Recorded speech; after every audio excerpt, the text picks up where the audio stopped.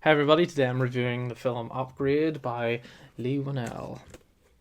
Lee Winnell is the man behind the series of Saw, and now he's decided to direct and write his own film called Upgrade, which is a sort of action thriller movie, sci-fi, set in the future. Can't remember which year. What I love is the future is kind of made up of old and new. So at first it has these sort of cars that drive themselves, but also has cars that, just normal cars people drive around them. So obviously the sort of wealthy ones drive the, those self-controlled cars. Anyway, the story is about our man who is basically Tom Hardy's stunt double. He's a discount Tom Hardy. Sorry to say that. Who basically has an accident. I'll tell you what, and he can't move anymore. So what he does is this guy offers him sort of this chip that goes in the back of his neck, which can basically help his mind control his body. So he won't be disabled anymore. So, and this thing can pretty much do anything. So his wife is murdered, and he goes on this revenge mission to try and find out who did it. And because of this chip, it helps him go from place to place, and it helps him fight. So it can judge like the movements the person's gonna make, and he can just fight back with ease. What really makes this film interesting is its use of camera motions. So let's say he's moving, the camera basically follows sort of his body movement. So if he leans back, the camera leans with him, like this here, or down, And how they did this was apparently had a phone with an app on it, and it would, the camera would kind of follow it, and it looks brilliant. It looks really well, and the action scenes are actually really fun. This is a movie I don't think Hollywood would really make. This film was made for a very low budget. It doesn't show because it looks great. You wouldn't think it was made for the money it is. I think it was around 5 million. It could be lower than that. And honestly, definitely feels a lot more expensive than that. This particular copy here cost me £24. I can't find this anywhere else. I found one copy in HMV, and I left it there free, just sitting there for about a year. And eventually I just went, hell with it, I'm going to buy it. I'm glad I did, because it comes with a nice booklet and a poster, quite a big poster, and quite a nice sort of black case as well, with a really nice sort of picture on the front. I haven't actually looked at a lot of the special features yet, although I really should, considering the techniques behind the special effects. Again, what I like is it didn't seem like there's a lot of CGI used in this, which I love. So I think overall everyone's performance is pretty good. You have a lot of very strange characters, which I love. It's not your sort of generic bad guys who are being evil for the sake of it. They all have that sort of quirkiness to it. He wrote it, and he's having a lot of fun writing it and a lot of fun directing it. Although, saying that, I think that it could have done a lot more. By the end of it, something just fell off. I can't really spoil the ending. That's the problem. I don't want to spoil it. Because honestly, it kind of did surprise me. Honestly, I feel like I should have seen it coming, but it did. There's more than that twist. There is a few twists I did see coming. I was like, oh, really? Wow, that's quite surprising. But a lot of the action is actually phenomenal.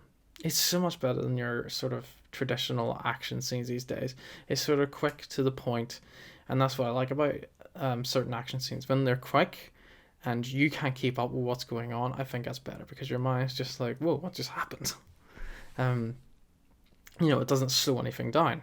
The camera's constantly following his movements during the fight scenes, which I love. It just makes you feel like you're part of the fight because you're him. You're just going along with him.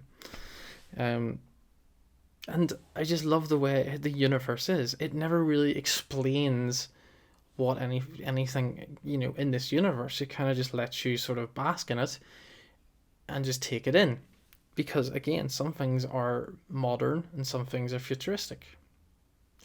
And I like this sort of mix. It doesn't go too far with the futuristic stuff. It does things that it might be possible. It doesn't go fucking apeshit crazy with flying cars and things like that there. It feels like it's set in a real universe. That could be possible, and that's why I like it. It has your sort of, you know, grimy areas and your rich areas and things like that there. It does feel lived in. And I think what Lee Winnell has actually managed to achieve is quite good. Considering I've seen, I think it's Death Sentence, which I didn't think was that good of a movie. And Saw is good, but it's not amazing. There's a lot of issues with it. And obviously it went on and was a total mess by the end of the series. Even the newest one, which was just piss. I know he didn't have anything to do with those, but he started it. The Upgrade definitely shows that he has a lot of talent in directing, and he could, do other things. I hope he does something different, because this one really kind of caught my attention. As soon as I seen clips from it, I was like, I've got to watch this. And as soon as I bought it, like Netflix always does when I buy a movie, it jumps onto Netflix. And yeah, after like a week of buying this, I waited a year to buy this, and then as soon as I buy it, it just pops up on Netflix, which really pissed me off. But you know what? I wasn't going to sell this, because you know what? I like this special edition, and honestly, it feels like it might be a collector's item at one point, because it's Region B, and I can't find any Region B copies anywhere of Blu-rays. DVD you can get easy enough, but I like my sort of box. Honestly, I think you should watch this. It's on Netflix. There's no excuse. You're paying what, £6 a month? I don't know. I borrow my Netflix off my friend. He lives with me, so it's fine. It's not stealing. So watch it. I think you'll be generally surprised. I was watching it with someone. They generally didn't care too much for it.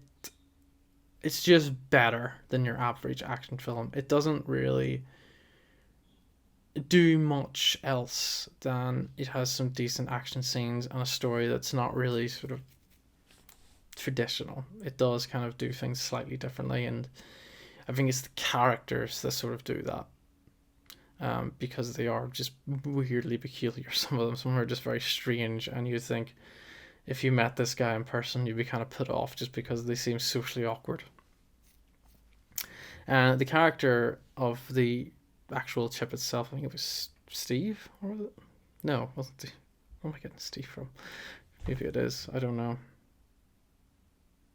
What's it called? Stem, not Steve. Stem. It's called Stem.